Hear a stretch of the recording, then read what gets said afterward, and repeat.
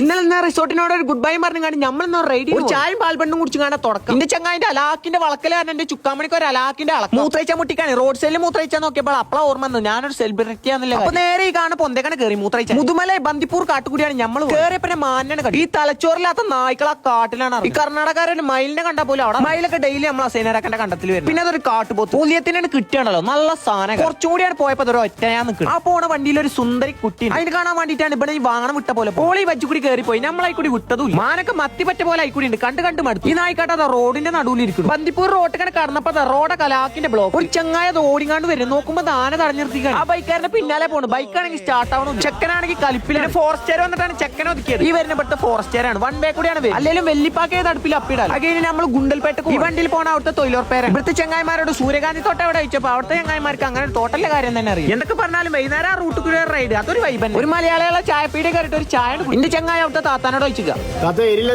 അതിൽ താത്ത എടുത്തേക്ക് പച്ചോളൊക്കെ ഉണ്ട്. രാത്രി കാട്ടുകൂടി പോകാൻ വേണ്ടിട്ട് ചെക്ക് പോസ്റ്റ് അടക്കാൻ നേരം വേണ്ടി കാത്തു. അങ്ങനെയാണെങ്കിൽ മൃഗങ്ങളെ കാണാൻ സാധ്യത ഉണ്ട്. ഇത്ര നമ്മളാണെങ്കിൽ ഒരു കിണ്ടിയും കണ്ടില്ല. ബാക്കി നാളെ